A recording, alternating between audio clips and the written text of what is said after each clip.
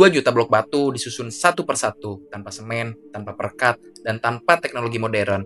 Semua batu itu membentuk satu bangunan raksasa, sebuah monumen Buddha terbesar di dunia, berdiri megah di tengah Pulau Jawa yang bernama Candi Borobudur. Selama ini, kita diajarkan bahwa Borobudur dibangun oleh dinasti Sailendra sekitar abad ke-8, sebuah kerajaan Buddha besar yang pernah berkuasa di wilayah Jawa Tengah. Namun, semakin dalam para peneliti mempelajari bangunan ini, semakin banyak pertanyaan yang muncul. Bagian dari pertanyaan itu belum memiliki jawabannya sampai hari ini. Jadi di sini tuh ada satu masalah besar. Masalahnya yaitu gak ada satupun catatan tertulis yang benar-benar menjelaskan siapa sebenarnya yang memerintahkan pembangunan candi ini. Gak ada dokumen kerajaan, gak ada catatan proyek, gak ada nama arsitek, gak ada laporan pembangunan, dan gak ada satupun bukti tertulis yang benar-benar jelas. Seolah-olah bangunan raksasa ini muncul begitu aja di tengah sejarah manusia.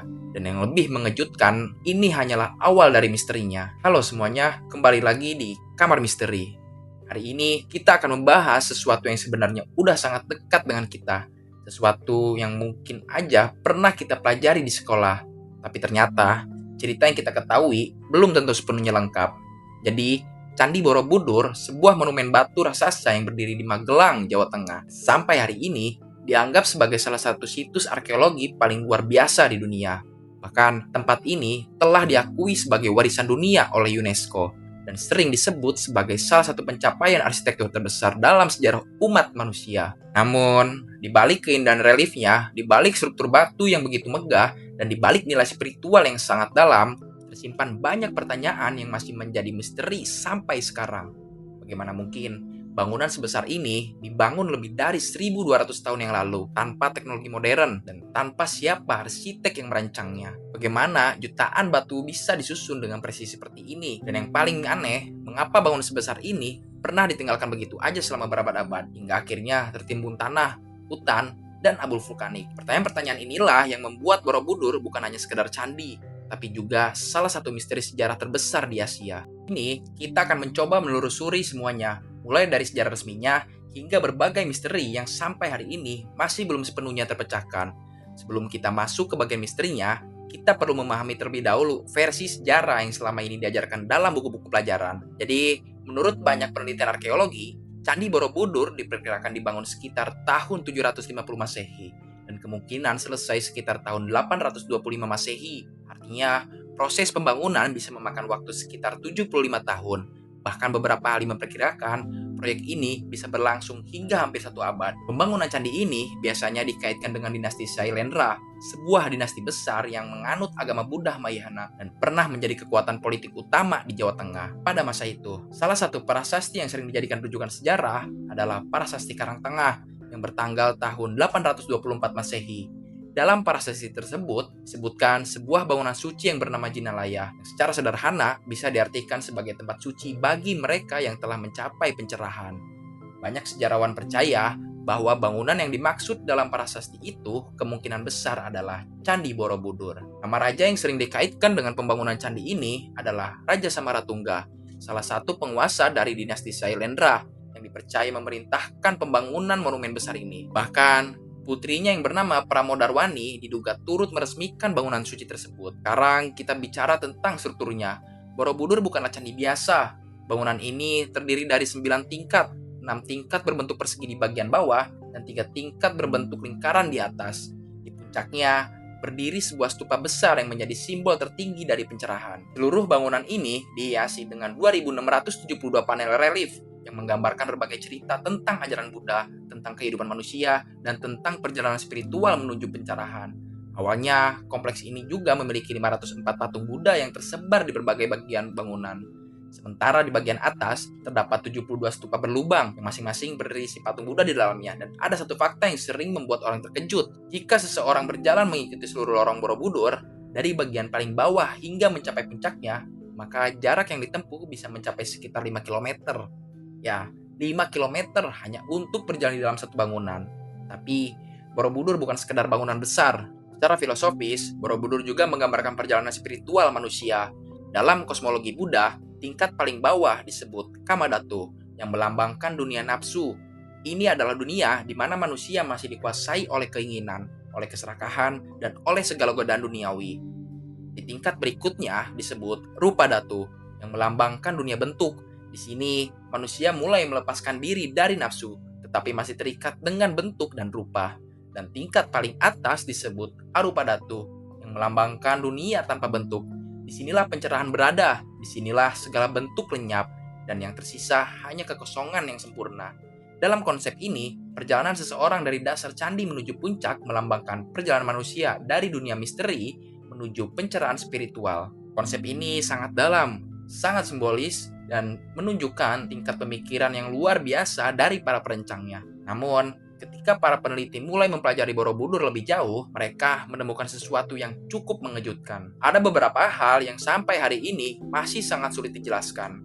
Misteri pertama, dan ini yang paling mendasar, tidak ada catatan pembangunan yang jelas. Borobudur adalah monumen Buddha terbesar di dunia. Pembangunannya pasti melibatkan ribuan pekerja, puluhan tahun kerja, dan logistik yang sangat besar. Kita bicara soal 2 juta blok yang harus ditambang, dipotong, diukir, diangkut, dan disusun. Proyek sebesar ini di era modern pasti memiliki ribuan halaman dokumen perencanaan, tapi di abad ke-8 setidaknya pasti ada prasasti atau catatan kerajaan yang menjelaskan proyek ini secara rinci. Namun yang mengejutkan, tidak ada catatan resmi yang benar-benar menjalankan proses pembangunan proyek raksasa ini. Bandingkan dengan bangunan kuno lainnya, contohnya piramida Mesir. Piramida Mesir memiliki banyak catatan sejarah. Angkor Wat di Kamboja memiliki prasasti yang menjelaskan pembangunannya. Bahkan, Candi Prambanan di Jawa Tengah yang letaknya tidak jauh dari Borobudur memiliki sejarah yang relatif lebih jelas. Tapi Borobudur seolah muncul begitu aja tanpa dokumentasi pembangunan yang lengkap. Dan ini bukan masalah kecil, karena biasanya seorang raja yang membangun monumen sebesar ini pasti ingin namanya dikenang. Pasti ingin ada prasasti yang berbunyi. Raja ini yang memerintahkan pembangunan ini. Sebenarnya sih itu wajar ya, dan itu normal dalam tradisi kerajaan dimanapun di dunia. Tapi di Borobudur, nggak ada itu. Nggak ada satupun nama yang mengklaim siapa yang membangunnya. Misteri kedua, 2 juta blok batu yang disusun tanpa perekat. Borobudur dibangun dari sekitar 2 juta blok batu andesit, batu vulkanik berwarna abu-abu yang sangat keras dan berat. Dan yang lebih menakjubkan, semua batu itu disusun tanpa semen, tanpa mortar, dan tanpa bahan perekat apapun. Jadi batu-batu tersebut saling mengunci menggunakan sistem interlock yang sangat presisi, seperti puzzle raksasa, di mana setiap potongan harus tepat di tempatnya. Pertanyaannya kemudian, dari mana batu-batu ini berasal?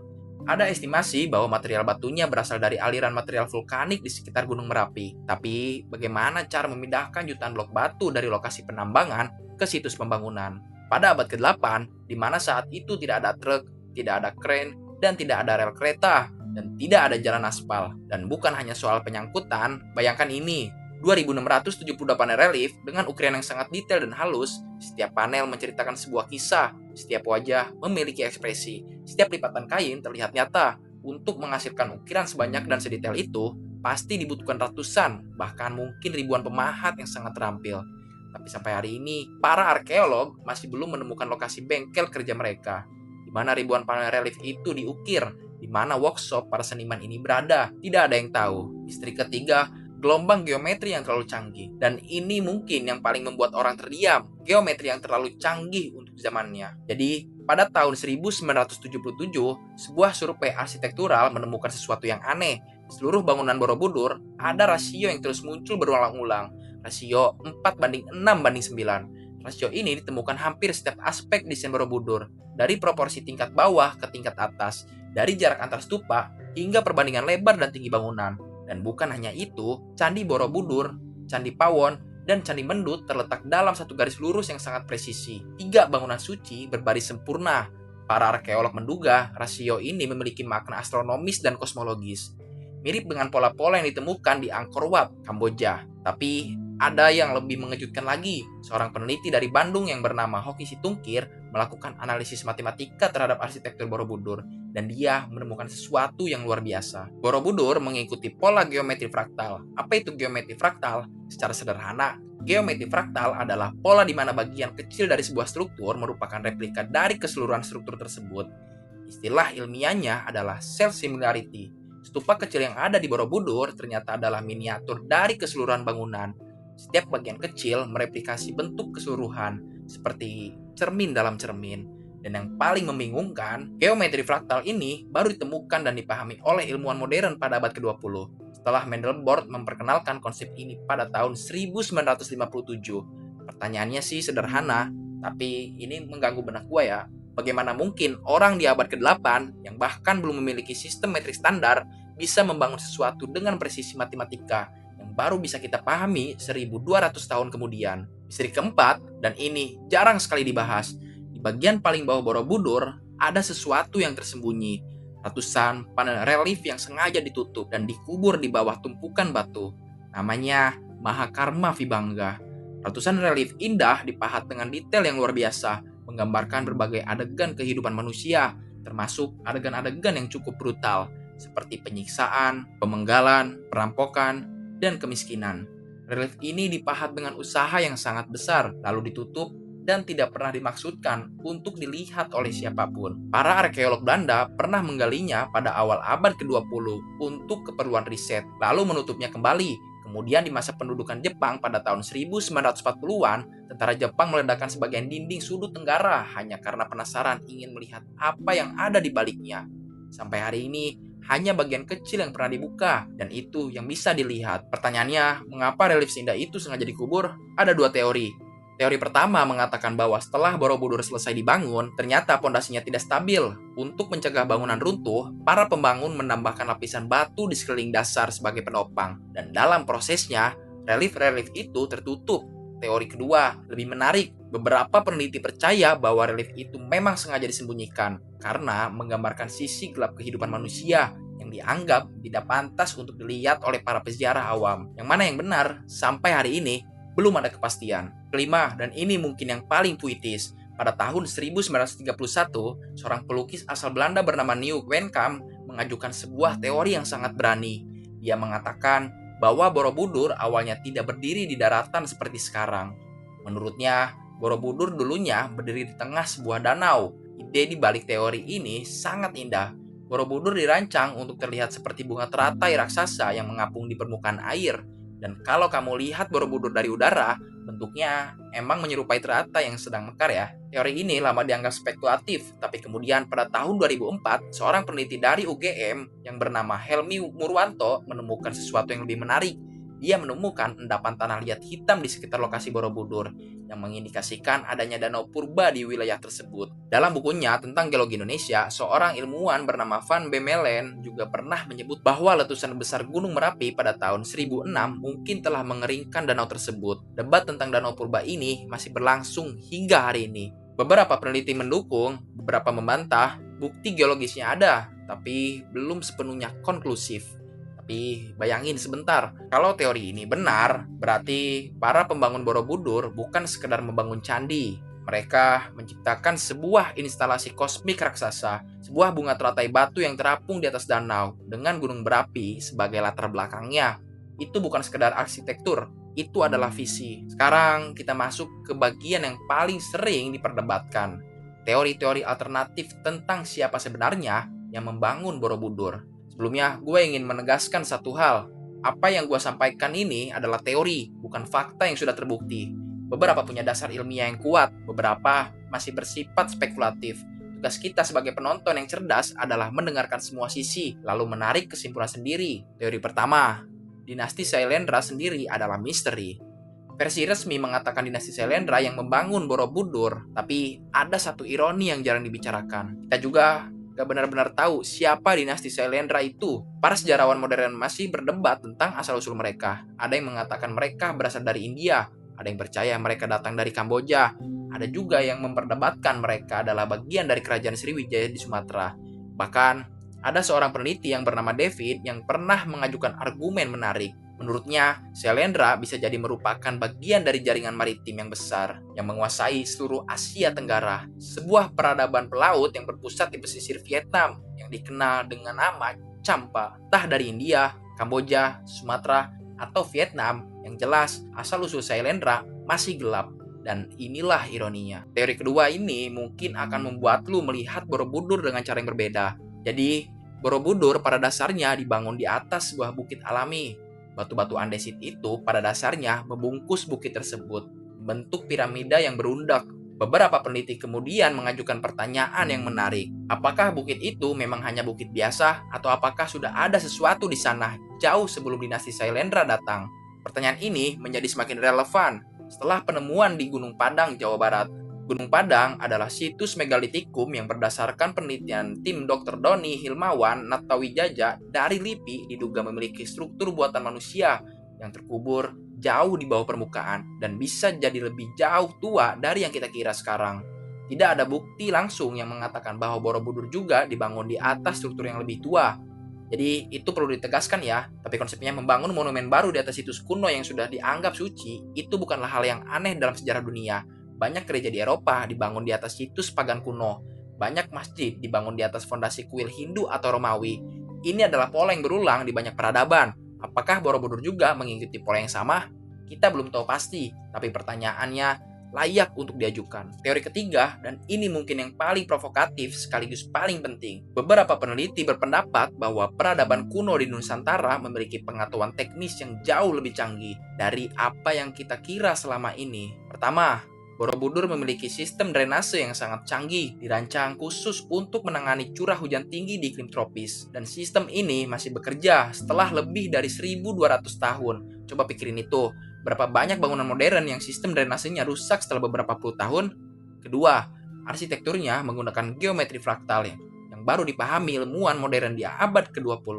Kedua, arsitekturnya menggunakan geometri fraktal yang baru dipahami ilmuwan modern di abad ke-20. 3. Relief-relief di Borobudur menampilkan gambar kapal-kapal dengan teknologi outrigger ganda yang menunjukkan kemampuan maritim dan navigasi tingkat tinggi. Kapal-kapal ini bisa menggarungi lautan, bukan sekedar menyeberangi sungai. Dan ada satu fakta yang sering dilupakan orang. Pada awal era kolonial, ketika orang-orang Eropa pertama kali melihat Borobudur, beberapa arkeolog Belanda menolak percaya bahwa orang Jawa yang membuatnya. Mereka merasa bangunan ini terlalu canggih, terlalu presisi, terlalu megah untuk dibuat oleh masyarakat lokal. Itu aja, pandangan itu sangat problematik.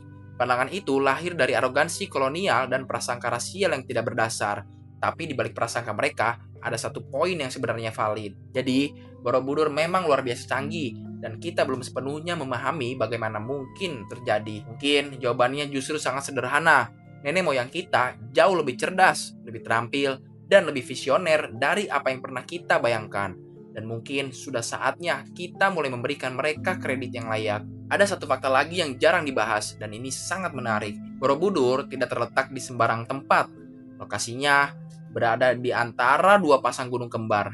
Di satu sisi ada Sindoro dan Sumbing, di sisi lain ada Merbabu dan Merapi.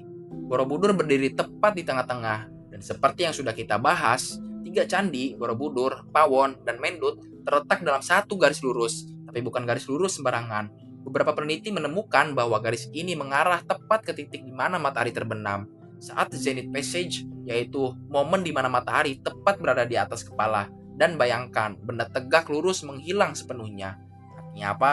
Artinya, siapapun yang merencanakan lokasi ketiga candi ini, mereka memiliki pemahaman astronomi yang sangat mendalam. Mereka menghitung posisi matahari, mereka membaca bintang, mereka memilih lokasi bukan secara acak, tapi berdasarkan perhitungan kosmik yang sangat presisi. Dan semua itu dilakukan lebih dari 1.200 tahun yang lalu di sebuah pulau di Nusantara oleh sebuah peradaban yang hingga hari ini masih kita coba pahami.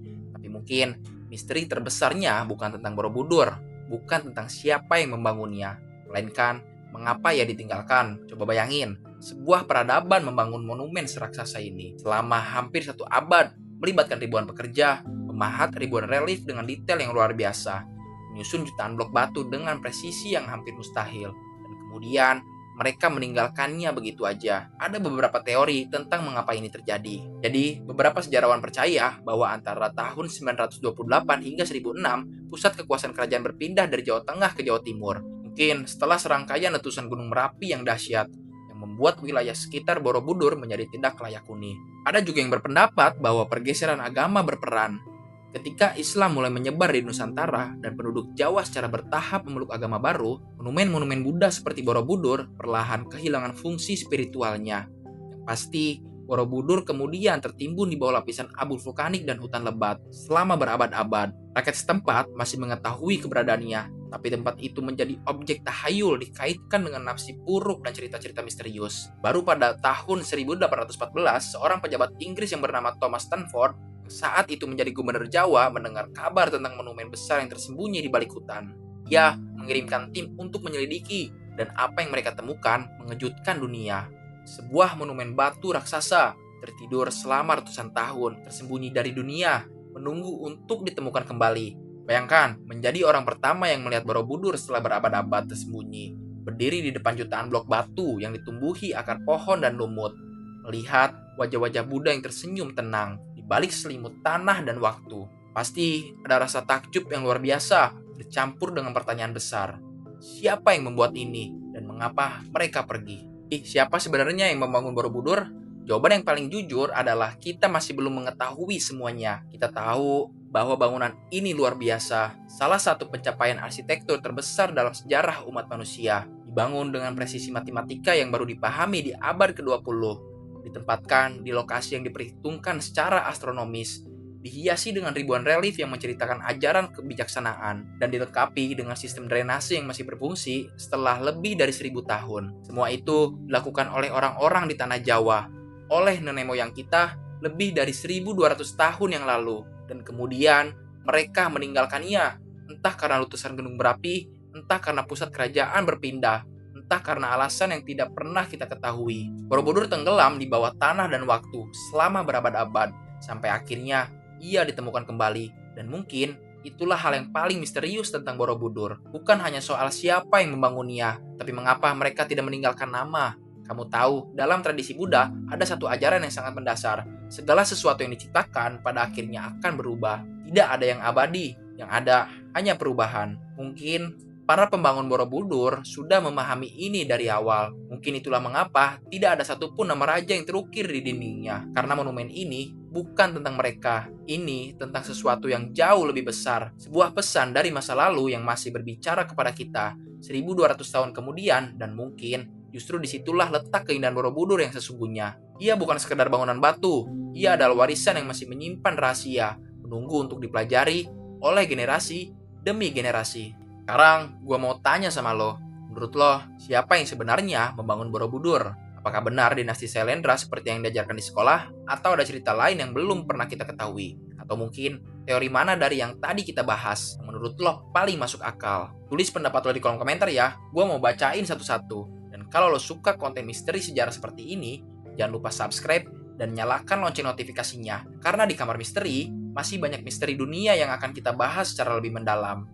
Minggu depan, kita akan bahas sesuatu yang mungkin lebih mengejutkan lagi. Jadi pastiin lo gak ketinggalan. Gua Virgis Dihar dari Kamar Misteri. Stay curious and peace out. Sampai jumpa di video berikutnya.